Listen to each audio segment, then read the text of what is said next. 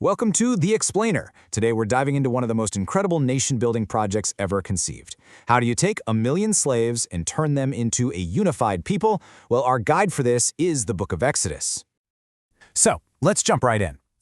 Think about the sheer scale of this challenge. This isn't just about an escape plan. It's about creating a whole new identity, a new social fabric, a shared purpose, all from the trauma of slavery. That's really the core question the Book of Exodus is trying to answer. And our story picks up right at the breaking point. By now, 9 plagues have absolutely shattered Egypt's world. Its environment, its economy, everything. And it all comes down to one final showdown between Moses and Pharaoh.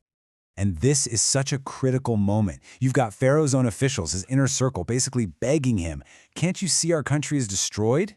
The land is a mess." But Pharaoh's pride, it's just so stubborn that he makes one last disastrous refusal. This is it, the final, most devastating blow.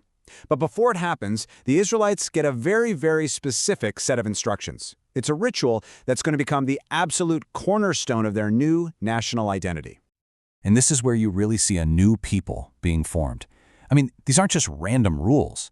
The blood on the doorframe, that's a literal sign of separation, of who belongs and who doesn't. And eating in a hurry, with your shoes on, ready to go, it sent a clear message. This isn't some relaxed dinner. This is a meal about to launch you into freedom. And just as promised, the plague hits. The grief that sweeps through Egypt is just unimaginable. And it finally breaks Pharaoh. He doesn't just let the Israelites go anymore, he literally kicks them out. It's a total, irreversible flip of the power dynamic. But here's the thing, being told you're free isn't the same as actually being free. The journey out of Egypt leads them straight into what looks like a complete and total dead end. So this is their very first test of freedom, and it's a moment of just sheer panic. Because of course Pharaoh changes his mind. The most powerful army in the world is bearing down on them. They feel completely trapped. They start yelling that it would have been better to just stay slaves than to die out here in the middle of nowhere. But then Moses acts. He just stretches his hand out over the sea, and this powerful wind starts to blow. And it just keeps blowing all night long. And then the unbelievable happens. The water is literally pushed back, split right down the middle, revealing something that no one could have possibly imagined, a way through. And there it is, a path where there was just an impossible barrier a moment before. They walk on dry ground, with these massive walls of water on their right and on their left. It's like a hallway of survival, cut right through the ocean. The Egyptian army charges in after them, but their chariots get bogged down in the mud. And as the very last Israelite sets foot on the other side, those walls of water just collapse. Their former masters, the army, the chariots, gone, wiped out in an instant. Now their liberation is absolute.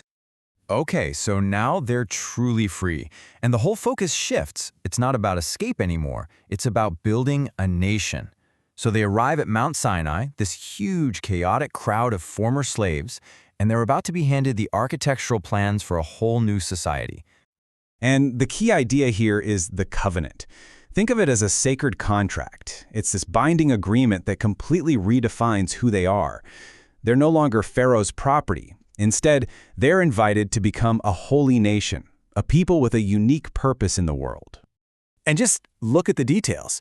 This isn't just a list of don'ts. It's a full-blown legal and social framework. You've got justice, property rights, and, this is so important, social responsibility. It explicitly tells them to care for the vulnerable, for the foreigner, with a reminder, because you know what it feels like. You were foreigners once yourselves. And to make this whole covenant idea tangible, they're given the blueprints for a portable sanctuary, the Tabernacle.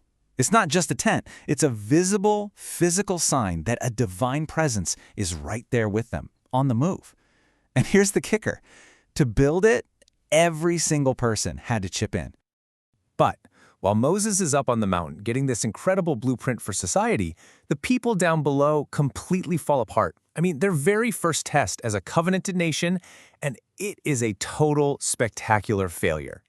The irony here is just staggering. At the exact same time the command, "You shall not make for yourself an idol," is being given up on the mountain, what are they doing down in the camp? They're melting down their gold to forge an idol, a golden calf, and saying, "Hey Israel, these are the gods that brought you out of Egypt." God's reaction is, as you can imagine, furious. He basically says, "That's it. I'm wiping them out and starting over with you, Moses." But Moses steps in, and this quote, wow. It's one of the most powerful moments of leadership you'll ever see. He puts himself on the line, saying, "If you won't forgive them, then just erase me from history too." And unbelievably, Moses' plea actually works.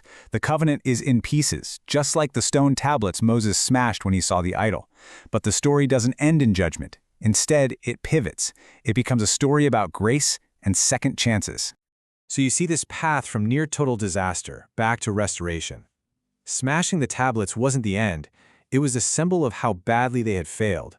But from there, because Moses stepped in, new tablets are carved and the people get a chance to show they mean it this time, through their actions. And what a response it is.